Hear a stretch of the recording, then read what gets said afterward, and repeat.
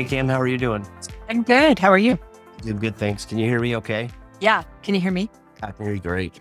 Great. All right, well, thanks so much for volunteering to do this. Yeah, When I was a kid, I was a music major for a while, and the professor would be like, thanks for volunteering. He just calling somebody to do some embarrassing. I'm not a good singer, but he'd make you do like a singing exercise.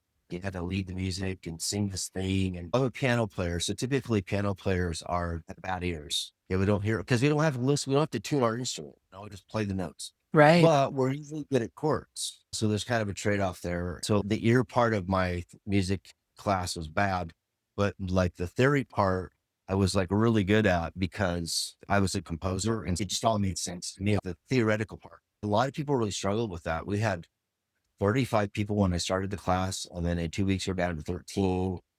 I don't know. It was just like not too many things have ever come easy to me like that, but it was because I wrote music. And so I just Theoretical. understood language. Let me ask you this question. What's the most important part of a pianist's body? And probably your brain, I would imagine. Actually, I did most is going to be Italian. It's the ears. Oh, interesting. The brain is a good answer too, right? But if I can't hear it, I can't play it. But that's also true for any instrument. You have to be able to hear it. Well, we all know the stories about Beethoven going down, but at that point in time, he internalized it. Yeah. So people ask me, what can I do to train my kid to be a musician? And I'm like, well, teach them to read. They know how to read. And we got to sing. I didn't do very much singing, but you got to sing because the piano isn't the instrument. You're the instrument. You just can tell, even if somebody plays something small or easy and they play it, unless the next person plays it like, it's not quite right. They're not a musician. The music's not in. So the singing that helps develop over time. Just from being in an audiology world Yeah. perspective, we actually do hear with our brains. Our ears are just microphones, essentially. So all of the processing actually happens within your brain.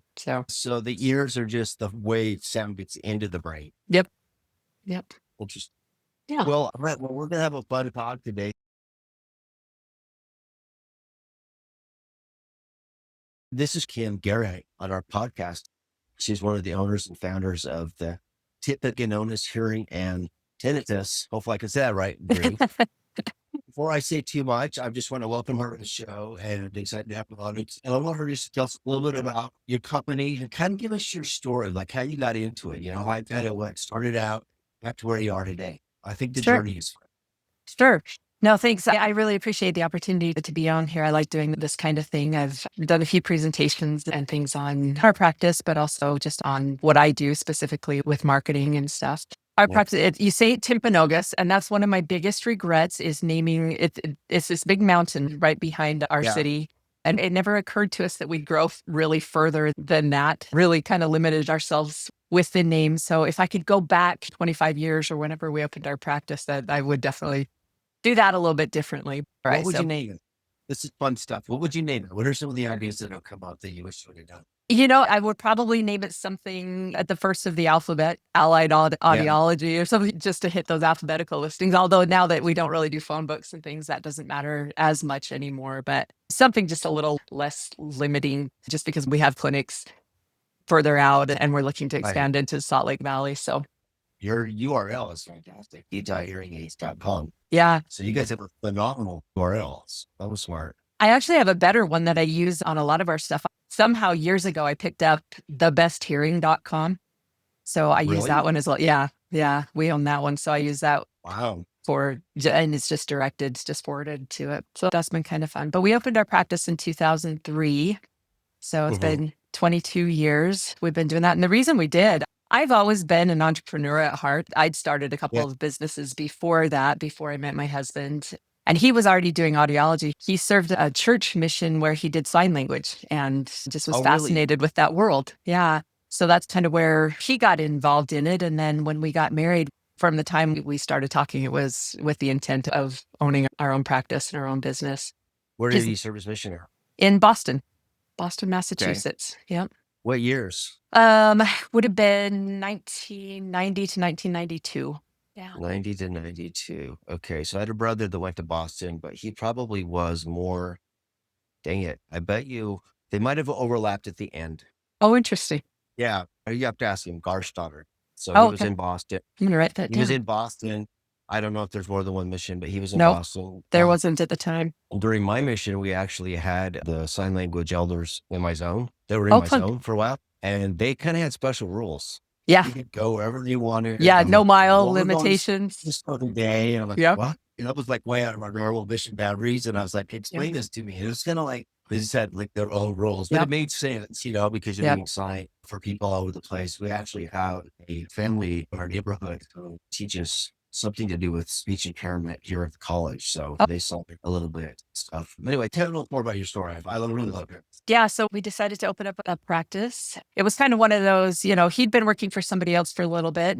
But what always happens, yeah, I can do it better. You don't really Yes. realize what you don't know. But the advantage that we really had over other people in that situation is I'd started a couple of businesses before. So I knew about writing a business plan and getting funding and all of Right. that kind of stuff. So we had that going for us. And just the fact that I'd done a lot of marketing and things before, because very few practitioners in any field ever have any business classes or marketing classes, those kind of things. So when they end up, for whatever Yeah. reason, running their own clinics, it's out of their comfort zone for a lot of that. So we kind of had the advantage that I'd done that before, and that was kind of my field. I majored in psychology, which wasn't Okay. super relevant, but kind of in a way.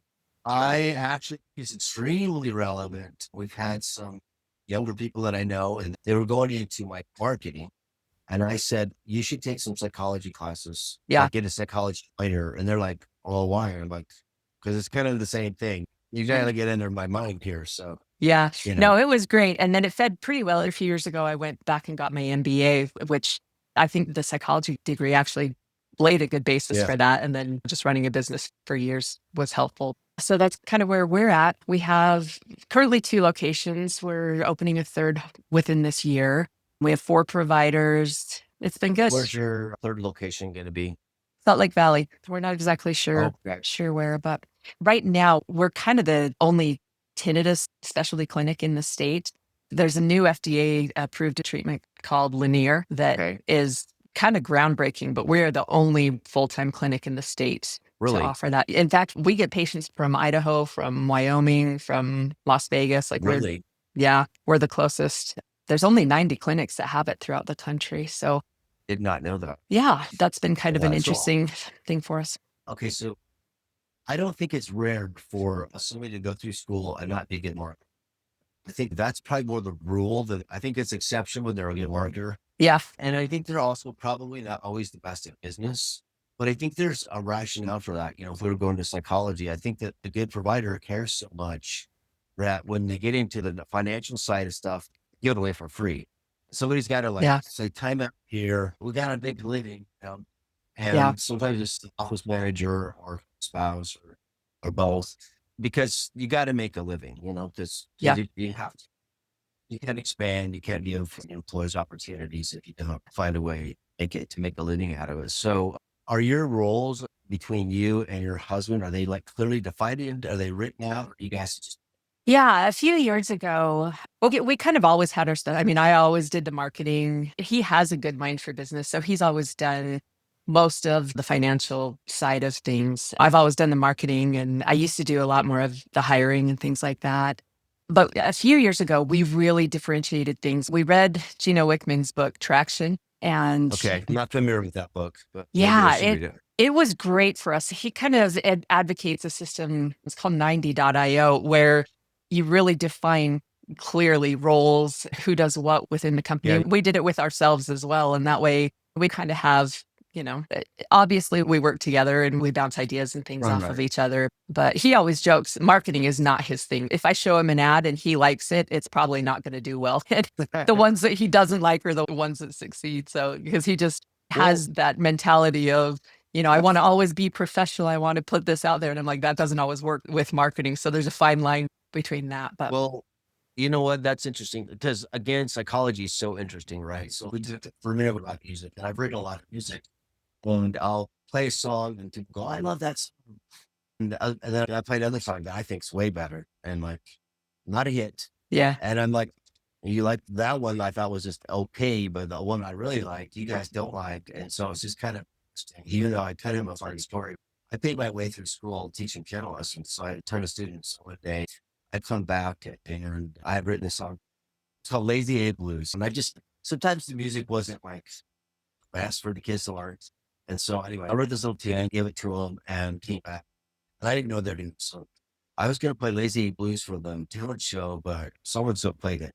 Like, okay, that's cool. And then I go to the next house and he said the same thing. And I go to the next house and they said the same thing. I'm like, I guess that was a popular one. I didn't even know, So Yeah. it was kind of good to learn that from that way. What, on roles and responsibilities. So when I work with people, I usually have them do something to size. For a company that's maybe 5, 6 people, maybe this is just too hard to understand. It's too hard to see it because it's such a small company. When you're a company of 1, you do everything, right? When you're a company of 2, well, maybe you do 50%.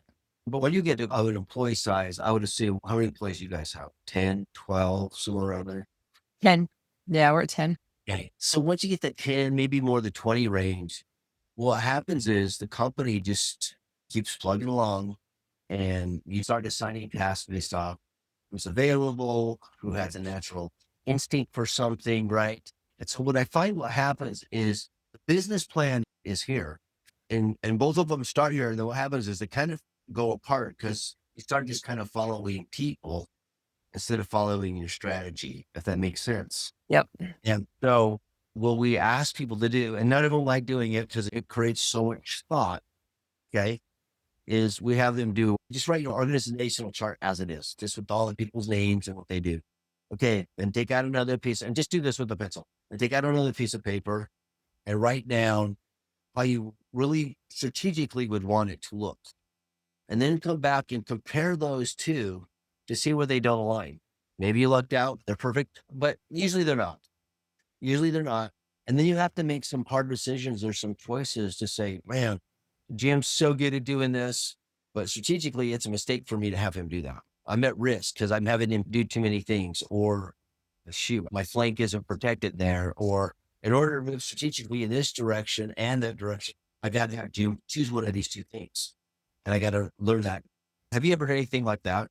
Yeah, a few years ago, probably 5 or 6 years ago, we ran in, I don't know Yeah. if you're familiar with Kathy Colby, but it's not really a personality test. It's more of a work styles test that we Okay. give to everybody before we hire them. And what we've done is we've gone with each role within Oh, our organization. We've got like our patient care coordinator, provider, communications manager, and we've gone through and determined what type of working personality fits that role the best. And then when we hire, we give people that Colby test. And if somebody is way off, if somebody yeah. is very much likes hands-on, kind of shoots from the hip, and we're trying to put them into a role that is very process oriented, they're not going to be happy and they're not going to do a good job. They would do better at a different role. So that was a game changer for us as far as hiring was concerned, was just to understand what type of person would succeed best in that defined role and then hire for that. And that's been game changer for us.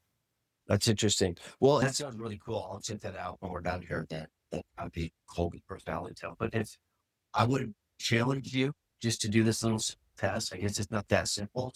Put those two things together, and then maybe we can talk later and you give me some feedback Yeah. on what your insights were from that. Because especially as you guys grow and have a third site, that's going to add a lot more challenges to you. I mean, I think you'll do great. It's going to add more challenges. This is what I tell people.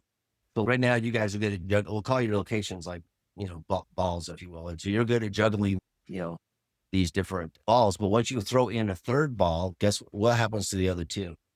Yeah. They get a little less attention. And the other thing Yeah. is that we're throwing in is my husband and I are backing out of being in the clinic day to day. So he's only seeing patients like 2 afternoons a week. The rest of the Oh, time, we're working on projects and marketing and okay. strategic things. So that is definitely something that we're considering, is just making sure that the things that we used to do are taken over by the right person without adding too much. So I think what you're talking about would be very effective Yeah. for us as we start backing out of, Yeah. the day to day. Okay. So what you've just told me with him backing out, because that's a financial decision to say, I'm going to give up my working opportunity to make money and give it to someone else, Yeah. And so if you could make that up personally cash flow, that's a good sign. But that means that you're really looking to grow, like maybe even bigger than the third location. It sounds like you're really looking to grow Yeah. to become a regional player, if so. So I want to answer my question real quick, and then we'll come back to this because this is really interesting. So what I tell people when they're doing two or three things and you throw in another thing, what I would say is you drop all the balls and then learn how to juggle three. And then if you had a fourth clinic, guess what? You drop those three and you learn how to juggle four, and by the time you build up some structure, then you make it a little easier. We're having the challenge with that right personally because we're getting at another third or fourth site to a couple locations that we deal with a little bit more closely. And yeah, that's really been eye-opening, And we knew it. I knew it. I knew it was going to be challenging. Sometimes some of the staff was like, why isn't this perfect? We're like, we're going to get there. Just relax. It's going to be just fine. Yeah. And you had staff that are like kicking out about some of these changes and you've had to talk them off the ledge and call them down. How do you do that successfully? How are you doing that successfully? Yeah. Great question. My personality type, I tend to see a little bit more like big picture. I'm more of an implementer. And for me, I'm happy with the 80-20 rule. If I can make it work Yeah. 80% of the time, I can let the other 20% go. But a lot of my staff member roles, they are very kind of that perfectionist, process oriented. They want it right all of the time. So it's implementing systems in place.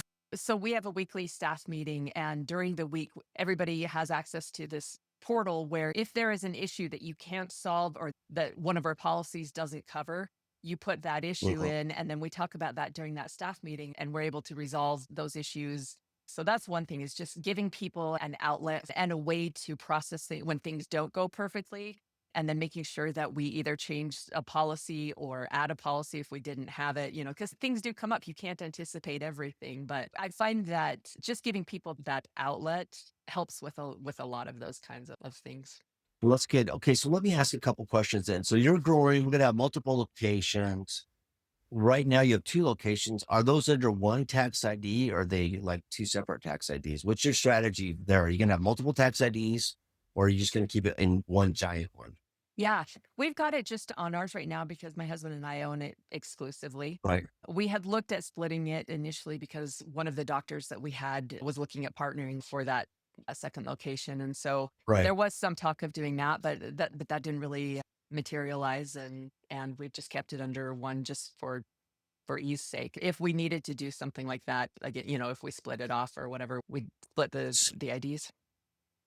Yeah. So here's kind of my advice I would say to you and others is this is a tough one because there's so much, it's so easy when it's one tax ID, right? So easy. And it's just you own it. Whatever goes up, nobody cares. But when you bring in a partner, that changes everything. I talked to a guy this morning. He's a dentist, and his son totally different type of business.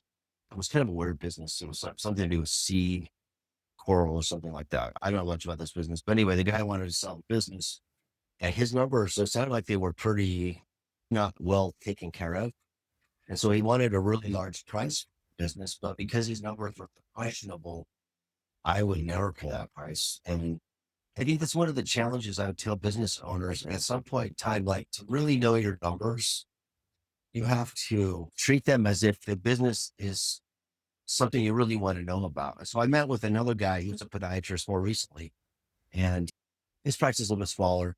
And he had just kind of merged everything into one. I was trying to figure out what his real profit was, his zero and his numbers. Went back through, well, yeah, this rent's probably for me. This is probably for me. Like, okay, so I'll keep it about 15%. I go, because I'm trying to give a valuation on that for another guy. I'm like, okay, that seems reasonable to me. I could buy that. And he's a very honest guy. So I bought everything he was saying. But if I was just to trust the P&L as it is, it showed no profit. And so my advice to everybody, especially in a business like yours, because you're growing it, I mean, obviously I don't know if you have a plan to keep it in the family or if you wanted to sell it out or whatever, is to keep those numbers as clean as possible. And I would probably advise you to start, and it's maybe okay to keep those two, one tax ID, but I would probably recommend creating new tax IDs for the new locations, just for the fact that you can then actually give some ownership to somebody. So I have a brother who's been pretty successful and he gives ownership to other dentists, and it's the same one we talked about. And he always does that. So he has a place for these people that have the ownership, you know, and where you guys, so I'm in Pocatello. Okay. And you're in Utah. We're like this. I totally understand. Like, I understand the mindset there. Okay. It's a very independent, self-sufficient, Very business conservative, savvy. right? Yeah. It's the same. I mean, we're basically Well, there's actually a joke. Do you know the three capitals of Idaho? No. Boise, in the north is Spokane, and then down here right back in the south, it's Salt Lake City, you know? Fair enough. So, and so it's kind of funny because it's like, it kind of makes sense. Cause I go to Salt Lake City, well, it's closer, but I will go there way more than. This podcast is sponsored by Snake River Payroll, your hassle-free solution to all payroll needs. With fast, reliable service, they take care of your payroll so you can focus on what matters most. Visit srstaff.net today. Snake River Payroll, payroll made simple. Than Boise. Like I almost Oh never go to yeah. Boise, Yeah. you know? It's hard to get to from where you're Yeah. at. Yeah. It's like 3.5 hours or so, where Salt Yeah. Lake's like 2.5 hours. In fact, we went to a really fancy program down at the Hale Center Theater just this last weekend. Oh yeah. They were doing Prince of Egypt. So it was really phenomenal. So if you're in Salt Lake, check out the Hale Center Theater. The place is amazing. So anyway, that's what would be my recommendation to you, because I think the culture you're dealing with, they all want to say they're the owner. They all want to be an owner. And so I'm going to share something with you I haven't shared with you yet. I know more about this hearing aid stuff than you might be surprised. So I have a son that has his hearing challenge. So he's completely deaf in his right ear, and then he's partially deaf in his left ear. Oh wow. And how Yeah. And old? he's 29 now, Okay. but he's been that way since he was born. And we didn't know until he was maybe kindergarten, first grade, that he had Oh some hearing wow. challenges. Yeah. Yeah. So why we didn't know, we didn't know, we just thought he wasn't paying attention or whatever, but we didn't know. And somehow he doesn't really have much of a speech impediment. So that's good for him talking to people. That's bad for him getting respect from people, because I'll talk to him and he talks back normal and they think, oh, he can hear me because he can talk so well, Right. but he can't, you know, and he might say, huh, and what, in fact, we had an incident once when he was in 8th grade. A coach was getting mad at him, if I remember the story correctly, because he wasn't following the coach. The coach was going to lay it on him. I go, he can't. Then I found out later, called the principal, was like, he cannot hear. They're like, well, we didn't know. I go, well, how do you not know? You should have him on your IAP, whatever it was. And so they did not have, they weren't following the IAP, because I guess we have a different problem here. Yeah. And For so, sure. and he's like, well, it's going to take us a couple of weeks to get that fixed. And so I made some calls and he's like, we'll get that fixed tomorrow or something like that. I mean, he can't hear. What's the point of going to school if he can't hear? That they're supposed to have this system to Right. help him out. I remember when he first found out about hearing aids, the doctor at the time told us to keep him out of the deaf world, keep him in the hearing world as much as possible. You want to keep him out. So he doesn't know how to sign or anything like that. It's unfortunate. And I'll come back to that point in just a moment. So anyway, when he first got his first hearing aid, he was so embarrassed of it because he's kind of sensitive, because it had a big ear bowl at the time. He was just embarrassed of having the hearing aid. And so he wouldn't wear it. And so that went on for, I don't know, maybe a couple of weeks. And then a couple of weeks after that, he was like, man, where's my hearing aid? Because he could hear so much better. He's like, it became a big deal. And it was only in his right ear, didn't work. Had no And usable so, hearing. Right. yeah, exactly. And so he's hearing in his left ear, and the odds of him listening to this are probably small. So I feel like I can say whatever I want, but he might get mad at me otherwise. But anyway, so he was embarrassed for some reason. After a while, he didn't get embarrassed about it, because they started giving him different colors, to match the Yeah. school colors. So then he felt like he could have a little red, like orange, because he liked Boise State. So orange was, I think, his last one. So we have a couple funny stories. Once luckily he had his hearing for about 3 years. And at that time, you have to put like the old, I think it was, or something, in the microwave. It's like rice, so like, Yeah. The dry jar they to dry it push out. it. Yeah. Yeah, to dry it out. And so he was doing that. Well, he forgot to put the whole hearing aid in. Ooh, we've had that So happen. we've had a microwave hearing aid. Yeah. I wasn't too happy about that.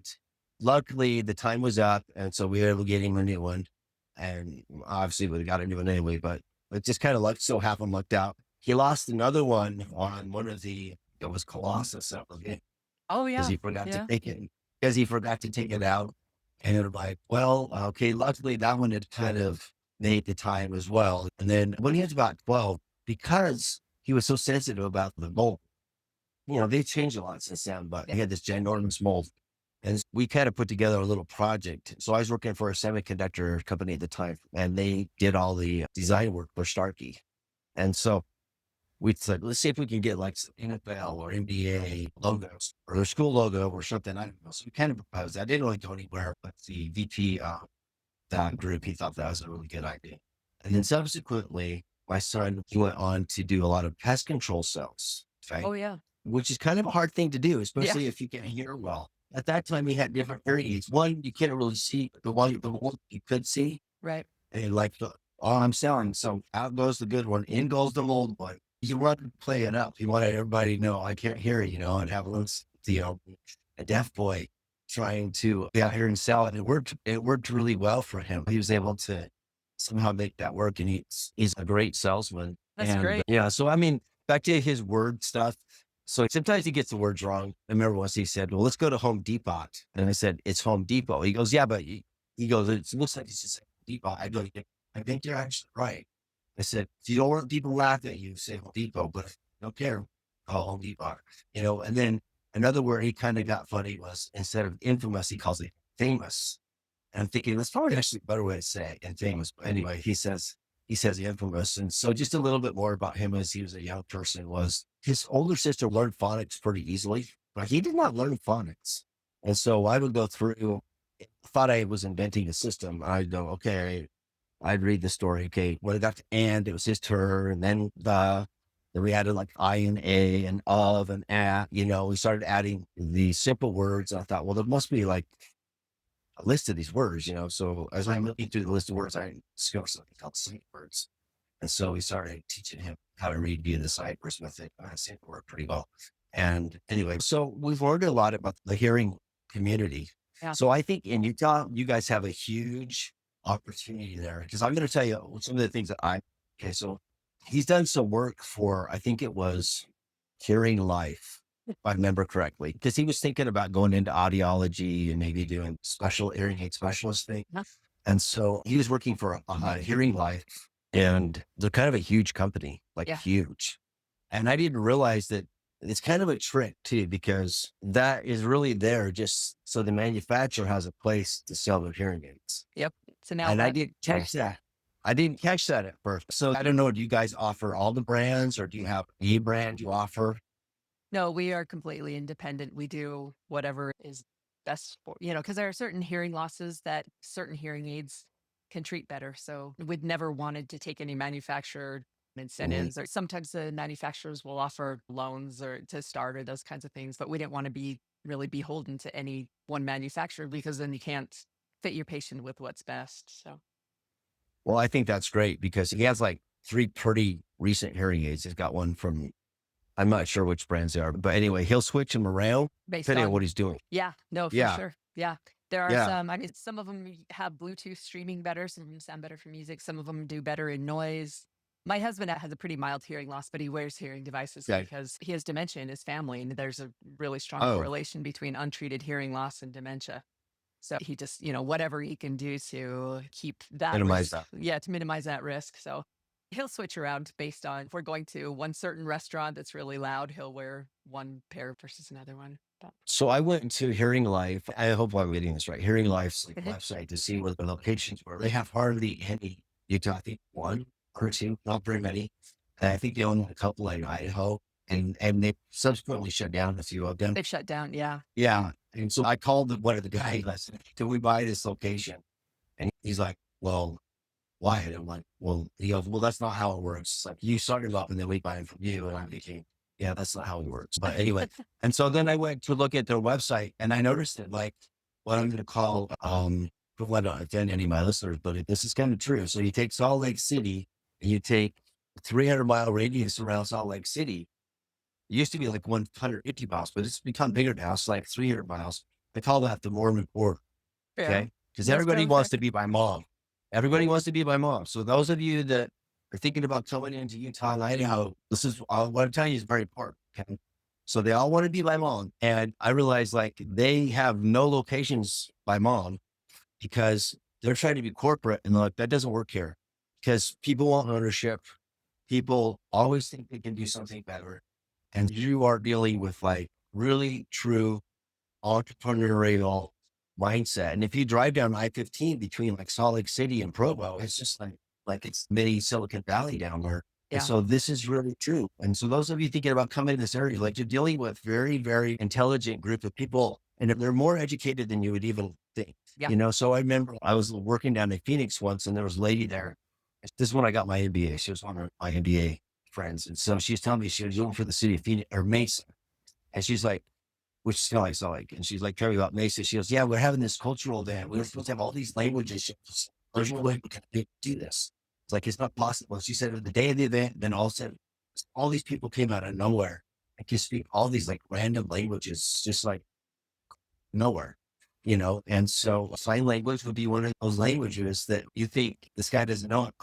Oh, he knows it. He's really good at it too, So I'm sure your husband has fooled a few people with that. So do you guys know it too? Does your whole family know sign language, or is it just him? No, I speak Portuguese and Spanish. Okay. Yeah, none of us actually know ASL. My daughter did communication disorders undergraduate, and then instead of going to audiology, she went into speech therapy. So she had to do some ASL for her education. But yeah, both of my boys speak Spanish. So Nice. So we've got a couple of Spanish speakers too. So we've been watching a lot of these country western shows and these old campers and stuff as they're going through top of it's they all speak like a little bit different version of it, but for some reason the sign language they said was kind of universal. So I'm starting to think, man, sign language maybe that's the one to know. So I don't it's know, actually not. We've gone to like England has their own. Brazil has their own, like most countries actually have their Really? own, yeah, their own sign language. That's why it's Oh, that's American too Sign bad. Language. Yeah, it would be really cool. That's too bad. Yeah. That's too bad. Yeah. That's too bad. I kind of wish it was taught a little bit more in school because Yeah. kids are just so, Yeah, they're I know so some very taking for basic, English. very basic. I can sign Yeah, things. Yeah, I can spell, but that's about it. that's good. Yeah, I can't even do that. So I'm pretty unknowledgeable with that stuff. So as you guys expand your business, what do you see? What do you think your biggest threat or challenge is? And how are you addressing? Yeah, one thing that's kept us from expanding so far is there is a shortage of audiologists. Okay. It is hard to find, and a lot of them don't want to do private practice. They want to work in hospitals and in the VA. There is that kind of like you were talking about before, because in the end, we sell hearing treatment. Like there is money Right. exchanged, and they don't want to charge grandma for whatever. They just want to work in the VA and do that kind of thing. So finding the right fit for an audiologist has been hard. It took us almost a year and a half to hire our last one that we hired in last That's a summer. long time. It is. It is. But I've learned to hire slowly and fire fast. So we make sure that people are very much a culture fit. We nurture those kinds of relationships. I mean, I've connected with second and third year doctoral students at the local universities, and I just kind of nurture those relationships to see if anything will come out of it. So we're just very Do you think, patient with hiring. do you think that the educational requirement from audiologists is too much? I No, mean, you don't I think don't. 4 years just No, I don't because it is a big field. I mean, if you think about it, audiology encompasses not just hearing, but balance, like APD, the auditory processing disorder. I mean, it even covers things like interoperative monitoring. Like it's kind of a big field and they're all pretty technical. So do you guys deal with a balance there in the office much? interesting. Yeah. So we used to, in fact, our name used to be Timpanogos Hearing and Balance. We did balance for a while, Okay. but we had two things kind of going on. They changed the Medicare reimbursements, I don't know, maybe 10 years ago. And when we ran the numbers as far as what we needed to make per hour to keep the lights open, Medicare doesn't pay enough really for balance testing and therapy. So we kind of started looking at that, wondering if we should stick with that. And then we started realizing how many people had problems with tinnitus and had no recourse. They're being told people in general, if you go to your doctor and you say, my ears are ringing, it's driving me crazy, I can't sleep. Most doctors will tell you there's nothing you can do about it. You'll just need to get used to it. Most physicians have about a day and a half on the hearing system through their whole training, unless they're an ENT or something, obviously. But they just don't know that they're actually, obviously, there's no cure, but it's like there's no cure for diabetes or heart disease. There are very effective treatments and managements, right? So we decided that there was a bigger market that way. And if you look at lifetime value of a customer, people usually notice tinnitus a lot more. It's kind of one of the first signs of damage in the auditory system, right? So Okay. So they notice that first before they start noticing, hey, I can't hear a noise very well or whatever. And it's a much stronger pain point. So, I mean, in short, it's a lot easier to market for tinnitus than it is for balance. So we switched our focus and it made a huge difference. I mean, we almost doubled our revenue the year after we made that That's switch interesting. That's interesting. I'm not very familiar with with tinnitus. tinnitus thing. Yeah, I'll have to look that up because that's kind of a new one for me. Have you gone to like a really loud event and then your ears ring afterwards? Yeah. Yeah. So tinnitus is the same thing, except it's nonstop. And what it really is, it's kind of like phantom limb syndrome. I don't know if you've ever heard of that, where somebody loses a leg for whatever reason and they can still feel itching or burning in their foot because their brain's filling in for stimulation it used to get. Yeah, I am familiar with that. I saw a documentary on this guy Yeah. that was doing something with that, and he had kind Yeah. of a really unique background for somehow that got. So tinnitus is literally called a phantom sound for the same reason, because there's damage somewhere in your auditory system, from somewhere from the outside of your ear to the inside, where we talked about where you actually process sound and turn it into to something understandable. There's damage and your brain doesn't really have pain receptors, so it fills in with this awful sound. For some people it's like a ringing or a whooshing or a buzzing. And for 80% of people it doesn't really bother. You just kind of forget about it. But you've got that 20% of people that it's really bothersome. I mean, the founder of Texas Roadhouse actually committed suicide because he couldn't find any relief for his tinnitus. So I did every not know that. yeah, so the first week of every February, excuse me, Texas Roadhouse does a fundraiser for the American Tinnitus Association in his honor. So, and Yeah. that's why we were able to get that therapy, because we were, the only ones in Utah specializing Well, I in think that treatment. that's great that you've differentiated yourselves because I think some of the more retail places are not going to be able to go down the more advanced. Well, this gives you a huge advantage, right? Yeah. You can treat this kind of stuff, and you have now established yourself as an expert versus just we can do basic stuff. We can do like all the stuff. That definitely it's a smart move. I like that. And so, what challenge does that do for you to train your other audiologists to be kind of at the same level as your own? Yeah. So Yeah. we have a mixture of audiologists and hearing instrument specialists. So we've done every specialized training there is, every board certification, if there's a course on tinnitus, they've done it. My husband actually wrote a book on tinnitus, just for a patient-centered Oh, book. yeah. That's kind of, that we use as a lead magnet, but also as, we kind of leave them in doctors' offices and things, hoping to just educate people a little bit more that there is definitely help available. Because it is one of those conditions that if you have it and you're faced with the idea of this is never going to get better, a lot of people with chronic tinnitus have anxiety and depression and all kinds of, Interesting. yeah. So I got a lot of questions. I know we're kind of getting close on time. I want to talk about marketing a little bit more because that's something everybody struggles with. But I want to talk a little bit about AI too. Okay. Yeah. So, like, where do you see AI helping you, and where do you see it hurting you in the next 5 to 10 years? Yeah. No, that's great. I laugh. I tell my husband all the time, I'm like, I love you, but ChatGPT is my best friend. I am a huge proponent of using those technologies. A couple of ways that I've used them in my practice. So I'm convinced that content is king. And as things shift with Google and people start using AI based search engines and things, your search engine optimization, your search engine rankings are just going to matter less and less. I don't know if you've started seeing that. You do a search on Google and the first thing that comes up is the AI generated response instead yeah, of I paid kind of like that. responses. It is Yeah. great, but that changes things for people who are used to getting website traffic, right? So you've got to figure Right. out how to get yourself listed. If you ask Google, okay, I have tinnitus, where's the best place to get treatment in Utah?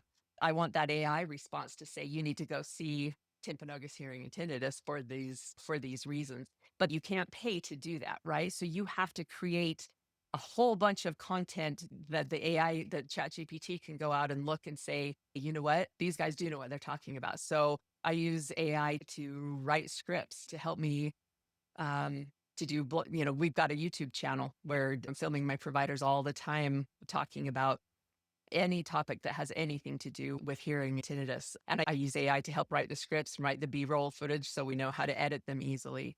I use ChatGPT to help me. We've written a couple of different books and I use it to, you don't want to just have it write it per se. Everyone can tell if something's written, but you can But have the it. point is you're thinking that Okay, this is new to me. I haven't heard this. So you're thinking that I need to have like all kinds of stuff on my web page for Google to see, like, I know everything about this particular subject so that the AI is confident to recommend me. Yep.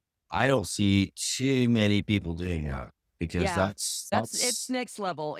But it yeah, is, it's, if you want to stay on top of things like, so I have a secondary company. I have a marketing automation company and I have I clients. saw, that. I was Yeah, like, I have clients all over the country. And what I find is a lot of private practice practitioners, they're like, oh, I don't do a lot of marketing. I just get a lot of word of mouth and a lot of physician referrals. I'm like, that's great.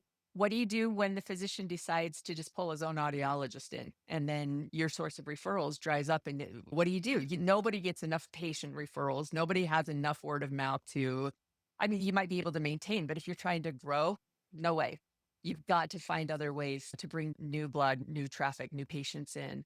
And as the landscape is changing with AI, you can fight against it and lose, or you can use it and win. So we use it for everything. I mean, I'll actually design an ad, I'll load it up into ChatGPT and have it give me suggestions for, hey, take a look at this. Or if you're having a problem in your business, our conversion rates are down, load up your spreadsheet into ChatGPT and ask it to look for trends or ask it for deep research on how this problem can be solved. And it's amazing. It saves so much time.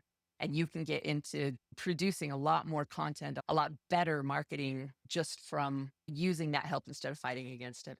yeah, we've been using it to create some content as well. But what I found is, I guess maybe I'm too much of a perfectionist or something. He creates like a thing, and then I spend the next 3 months trying to make that one thing look good.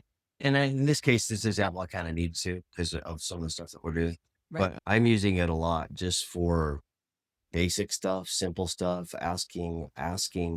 So I have a friend and he does a lot of political type of stuff and he writes a lot. And I'm like, why are you not using AI? He's like 70. He's like, well, you should just try it. So then I get a call back. Carl, this has saved me so much time. I've saved 10 hours. And so he's so excited. So then I find out he just went and bought a new computer just because he wants to do more of it. This is a 70-year-old person. Like, okay. So I'm like going, wow, didn't see that coming. So then he goes, well, my wife has a question for you. She wants to know if this is really going to destroy young people or something and their ability to learn. And I said, I don't think so. I think what we're finding is intelligence is different than we thought. To me, the intelligence is now your ability to ask new questions.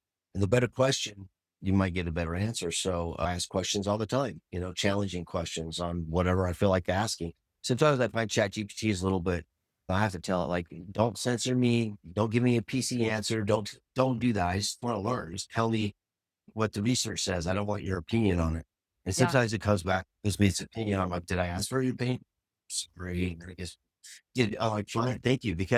And it doesn't always give the correct mathematical answer. I noticed that too. So if you're not a subject matter expert and you're asking ChatGPT a question of which you're not a subject matter expert on, it might lie to you. Yeah. It might not know, you No, a know? couple of things that I've learned that you do have to be Yeah. careful. Like I asked it to help me find research for a blog post once and about like the Well, comorbidities with hearing loss. Like we know about diabetes and Parkinson's and things. And ChatGPT right. told me that hearing loss has been proven to cause heart disease. And I'm like, where is that research? I've never run into that. And when I asked ChatGPT that, it's like, well, someone should do a study about that. You should always verify what ChatGPT says. And I'm like, yeah, you do. And another thing, you do have to be really careful. Like you can't just say, okay, ChatGPT, write me a blog post about this and then post it on your site. Because you'll actually get dinged in the search engines and things because it knows that it's written by AI. You need to use it smartly, right? So one really great way that I used it. So I have a couple of like opt-in sequences for social media ads. So somebody says, hey, I Yeah. want your free book or I want your free report.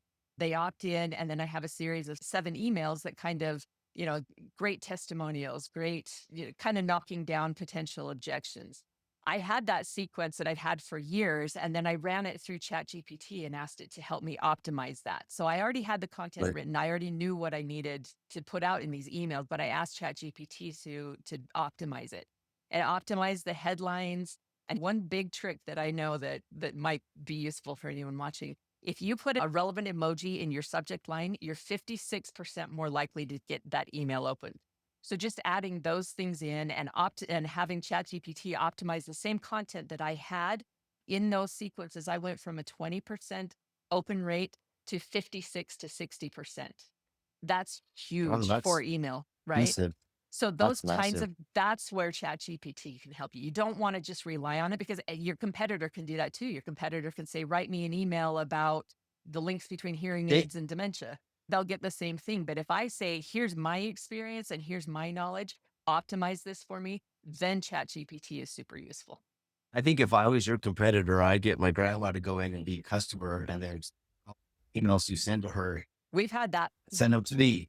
Well, You've that's why had some off. yeah, that's why I started that Yeah. other company, just because I had people Yeah. asking me, "Hey, how do you know what you're doing?" And it was easy enough to say, "Okay, you know what? I know what headlines work. I know what content works. You're not competing with me. You're Right. in South Carolina, so let's set it up for you too." Right. Hey everyone, Carl with DrCFO. Hope you're doing well today. I wanted to share with you our new Office Superhero Workbook for 2025. It's not actually just a book. If you're an owner, there's an assignment that your office manager needs to complete in the workbook. And then they return this workbook to you to show you all of the wonderful things that they have done or things that they still need to do to make your practice better. Pick one up, reach out to me, Carl at drcfo.com, and we'll get one to you. Thanks and have a great day. No, that's cool. So where do you see AI hurting you? Yeah, I think down the line, just audiology is a weird field in some ways. For one, nobody wants to buy hearing aids, right? You're selling something that nobody wants. So that's always a trick. Right. And then the other thing is audiologists shot themselves in the foot years ago and kind of turned hearing aids into a retail thing instead of a medical model. And then when the government legalized over the counter hearing aids a year or two ago, now we're dealing with people who just go online and ask, okay, well, do I have a hearing loss? And AI gives them I think AI will actually do a lot of medical things that have been always done by individuals, even if it's just like case histories and those kinds of things. And I think when we're trying to differentiate ourselves as following the medical model of treating a medical condition, and then you've got AI and over the counter products over here, I think that that's a potentially dangerous area for us. But it's like we still have to put that moat around ourselves, which is what we did with tinnitus, right? We have to become untouchable. So, Well, and I think the landscape's going to change every yeah, year, and you're going to probably always every constantly month. reinvent yourself. Yeah. Yeah, Yep. just because things are changing and AI is going to do the easy stuff, right? And then they do the next layer, the next layer, the next layer, the next layer. But then again, I say that I said, well, then somebody still has to read it. Somebody still has to interpret it. Somebody still has to do it. There still has to be some expert at some level, right? So what if that be me, Right. right? There has to be somebody that does that. I think you've answered my marketing question. That was pretty involved because I think not very many people have a powerhouse like you to help them market. That's like very unusual, actually, to be honest with you. I do Yeah. think, okay, so this is kind of a tie in here. So when I'm talking to some of my clients, we do think doctor referrals are the best if you can get them. It's cheaper than advertising on Facebook and whatnot. We do track like their Google score and the number of reviews they have and see if that's growing all the time. But then I don't come like that. I said, but I do tell them, I'm like, because sometimes they want the wives in the office. And we're like, I don't know if that's a good idea. So we're going to talk about that for just a second. I go, I don't know if that's a good idea, but I really like the idea of your wife doing the marketing. Okay. And do the marketing out to the doctors getting referrals. Now you have taken that to like a level I would never ask anybody because that's like not going to with too many people unless they really want to do it. So how have you guys made it work in the office with both of you there? 'Cause that's the tough one, Yeah. well, No, it you has know, its moments. I mean, there have been times where we definitely have differences of opinion in front of our staff, but I think that it's a mutual respect and a division of ground, right? yeah, I know that I'm kind of the inventor of the ideas and things, and he has more of a discerning personality. So it used to be I'd have this great idea and I'd be like, yeah, let's do this. And then he'd be like, well, have you thought of this? But what about this? What about this? And he just like totally pop my balloon or whatever. And so he's kind of yeah, learned to ask questions in terms of how can we make this work in spite of these challenges? These are the things that I see that could prevent us, and thinking of it that way is helpful. And then also me just realizing that he's able to see things in the details that I miss or that I just don't want to look at because I'm so excited about this 20,000 foot view. So our working style is pretty complementary most of the time. We're on the same page, but we've just kind of learned if we have a disagreement, if it's in the field for him, he trains all the providers and he does the financial stuff. So if our disagreement is about something in those fields, in the end, I defer to him. And if it's in something with marketing or with HR, if we can't resolve it, he generally defers to me because that's kind of that's the division of ground. So is there so I don't wanna get too sensitive here, but I don't know if I wanna ask this question, but I'm just curious. I'm trying to like Like, is there like a final boss at the end of the day? I mean, do you guys go home and talk about it? I mean, I'm just wondering, how does that work? Because sometimes in an office, both of them are, I don't know if you're in the office that much or Yeah. if you're at home, but that definitely will help alleviate some of those things. But if both people are in the office, like the employees sometimes don't know who do I answer to here, because it's really confusing for them. And Yeah. most of the time, I don't think it works out. Does work out. It's only because the two people are really trying to make sure it works out, because it does create a lot of extra emotion for the office. Generally, we don't recommend it, but I have seen it work. But Yeah. you guys' roles are very, like you said, you do marketing, HR, he knows the finance, and he knows the audiology. So I think that definitely helps, having really clearly defined roles of delineation. If they were muddied, I think you'd have a lot more challenges. Yeah. We've So, learned to back each other up. Like if somebody uh, asks me something that he would have said something different, but I'm the one that answered it, he always backs me up and I do the same for him. That's just the rule we had to make a long time ago just to keep it safe for everybody in the office, or I mean, yeah, that's when you've good. got, when you've got kids, they learn to, hey, I asked dad, dad said no, I'm going to go ask mom or whatever. Exactly. We had to just, back each other up. So whatever I said, even if that's not the way he would have handled it, he backs me up. So we just kind Actually of have learned that. somebody doing that right now. They ask me, they ask somebody else. If they don't get the answer they want, they ask somebody Yep. else. They keep asking people. And then Yeah. what they don't know is, like, we come back and we talk about, hey, so and so asked this and so asked this. They don't know that we're talking, like, we know what's going on. And Yeah. so we just talk on the back end and laugh about it. But it's like, Yeah. it doesn't ever work. We're not married. Like, these are my business partners. If we're not necessarily married, it's funny to watch them try to pull that little stunt. But I've got a couple more questions for you. So we've talked a little bit about threats coming your way, opportunities as you grow. What do you feel about getting ownership to people that will, like, if you start these new locations, you be 100% owner, or do you feel like, no, I got to have somebody that cares about that in the office and I want to give them some percentage of equity, whether they buy in, earn it, get a loan, all the above. What are your thoughts on that? I mean, initially, I'm kind of against it. I wouldn't be completely opposed to it. We've looked at it in the past. We've tried to create a very systemic business so that it doesn't matter too much, which provider a patient comes in to see, that they would get the same. So I don't really market providers other than Layne. We kind of built him up as the expert, but I don't really market the individual providers too much more. We market the practice as a whole. We've had providers come and go, and I guess ideally we'd probably keep them longer, but it just brings so many headaches into the business. So even if you have somebody who owns 10% of it, if we pull a draw for something, we've got to pay them 10% of whatever we paid ourselves. It's just a little bit of a headache. As far as our exit strategy goes, we just plan to kind of make this an ATM for us, right? Like if we can Yeah. continually be pulling back so it's running itself pretty well and we've got good people on board, we'll just have no intention of selling anytime soon. We have a couple of just standing offers. Anytime we want out, we could sell. It Yeah. wouldn't be hard for us.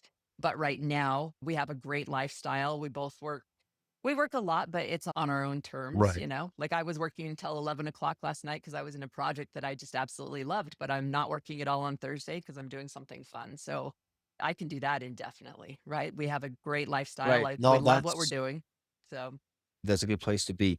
Well, I would say I've seen it be really successful where there's kind of ownership. I do understand your concern there, but anyway, that's what I've seen, is when somebody owns something, especially in the kind of the Mormon corridor, that seems to be yeah, pretty good way to keep people from, like, leaving you and competing with you. yeah. That's a percentage, but I do agree the accounting and the business side of it does go up multiples of complexity, so to speak. From Pay what our I've seen people we now. pay our people really well. We pay our people well above industry average, and we do have some profit sharing at the end of the year.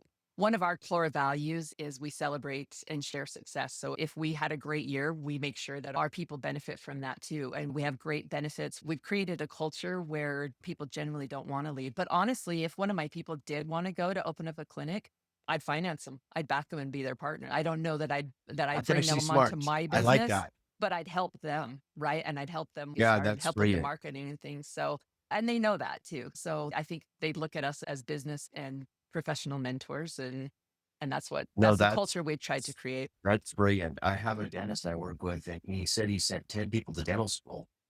And I go, well, you should partner with some of them to open up clinics. He goes, well, I never thought about that. I go, well, if you've mentored them to go to dental school, and the odds are they have some confidence to work with you. I go, that's what I would do if I was you. Yeah. And so he's like, okay, I'll consider that. So what you said is exactly a version of that. Yeah. So I think that's sort of good. All right. This will be our final question. I'm going to let you be let's see, we had the dental dictator, will call you the audiology admiral or something like that. Okay. Sweet. So you're now the audiology admiral of the United States, and you're going to give us like your top 3 things that need to be done right now to help the audiology community. What are those things? One is patient education. You've got to set yourself apart for when you're dealing with an industry that every Costco and every Sam's Club have Right. hearing aid divisions in them. You have to set yourself apart by becoming the empathetic authority. So I would just encourage, and not just in audiology, but any industry, any specialty where you are mostly private pay and you're competing with corporate kinds of entities like that. So education would be a big one. I would say automation marketing is a huge, huge thing, not only for that education, but just to continue relationships with patients, to lead nurture, all of that kind of stuff. And then I would just say, learn more about business. I think that audiologists, their program needs to have some business and marketing aspects of it, just so when you come out, even if you're never going to own your own clinic, you need to know why the clinic owner is making the decisions that they are and how things actually work. I mean, we had one provider for us at one Oh, point that's too. true. He's like, I need to make more money. And we're like, okay, here's your path for doing that. He's like, well, I just need you to pay me more. And we're like, show us in the budget where that's going to come from. Do you want us to not pay the lights? Do you want us to not market for you? Like, Yeah. you just have to understand some basics about business, regardless of what industry you're in. So that would be my third thing. All right. So I want you to give me one more. Okay. But Sure. I want you to think of this as you're in control of the whole audiology market. Whatever you say that they have to do, they all have to do it. Maybe the government's issuing an edict. What is that edict that you think, if you could do it, I want everybody doing this as far as hearing? If it's every teacher needs to be mic'd, you're sending out like an executive order. I would repeal the act that made over the counter hearing aids. I feel like Okay. they commoditized a medical condition. I mean, people think, oh, I can't hear. They buy a hearing aid at Walgreens or wherever. And it turns out they've got a vestibular schwannoma or something in their ear that's causing the problem. Or they just have an ear full of earwax that a professional would catch very carefully. Or they put the hearing aid in, but nobody wants them as loud as they really need to be. You have to kind of gradually customize to that, but they don't like it. So they turn it down and they're not getting the stimulation that they need to decrease their risks of falling and dementia and all those things. So I think that they did a huge disservice to people in general by passing that over the counter act. Okay. Any more controversial things like that? Because that's what makes the program fun. Yeah. And I love that. Is there any others that you would do? Since you're like the executive order of audiology. Yeah, I would probably train just physicians better about hearing and tinnitus, especially tinnitus. You would be amazed how many patients come to us and say, my doctor said there's nothing that can be done. And in spite of I everything, know. we send out marketing to physicians, we send out articles, we send out all kinds of things. But physicians, they're too busy to look at that kind of stuff. And they just keep telling people that there's nothing that can be done. And there really is. Yeah, you know, it's interesting. I'm trying to think if I've ever remember a time in my life ever where the government has like pushed something for audiology or hearing. They talk about getting more healthy. That's a big thing today, but I don't think I've ever heard anything about hearing. I think there's a lot of opportunities there, maybe Yeah. even like going to a concert, and sometimes they're so loud. I'm like, does it need to be this loud? Yeah, And and it's you're like, doing non-fixable damage every time you go to right. one of those events. And people just don't understand the research that's come out in the last few years. I mean, treating hearing loss is the number one most modifiable thing you can do to decrease your risk of dementia. That and lowering your LDL cholesterol. Those two things alone would reduce your risk of dementia by 14%. People who have untreated hearing loss have like 140% greater chance of falling, no matter what age you are, even if you have like a 10 decibel loss, just because it takes so much brain power to focus on hearing that you're taking resources away from other areas in your brain. Oh, So hearing health really is overall health. And if people could understand that, we wouldn't have this over the counter hearing aid thing and we wouldn't have people trying to treat their own hearing loss. It's not a do it yourself kind of condition. interesting. Do you see maybe in 5 or 10 years, I'll be able to buy like a bionic hearing aid and be able to hear all the stuff around me? And I'm not sure I want to hear all the stuff around me. Do That's you see come that out. coming? Yeah, the stuff that's come out in the last couple of years. I mean, we just got a new hearing aid two new ones by some of the big manufacturers that have AI in them. They learn if you're in an environment, like if you go to Texas Roadhouse and it's really loud and you keep turning it up, it knows the next time you go and it changes things all by itself. It knows what you prefer. It knows who you're looking at and who it should emphasize, and it tones down the stuff behind you. Like the stuff that's coming out right now is infinitely better than what we had 20 years ago. So, Do you see any of this becoming permanent in somebody's ear? Or I know they have the cochlear stuff. Do you see yeah, they any have of it cochlear becoming implants. like I don't know. They're doing some interesting stuff with putting hearing aids like into glasses right now that are kind of integrated, which is really? interesting. We're kind of looking at some of that stuff. That is another great thing about AI is it's just making progress in technology just so much faster, you know? So that's interesting because one of the challenges is choosing. So there's like one choice. I guess I'll pick that one. If there's three choices, okay. Again, when there's 100 choices, you're like, I don't know what to do. Yeah. So maybe that's the challenge for you guys in the future is all the choices. Yeah. Like, what should I get? I don't know what to get. The model that we chose to follow is a medical model of treating hearing loss. So Okay. we're not one of those clinics where you go in and you say, do you like this one or this one or this one? We go in, we do very extensive testing, far more than most people do, so that we have a very good idea of what your hearing loss looks like. And then we make a strong recommendation based on what we know, because we're the experts about what the devices can and can't do and what is going to be good for your individual needs and hearing loss.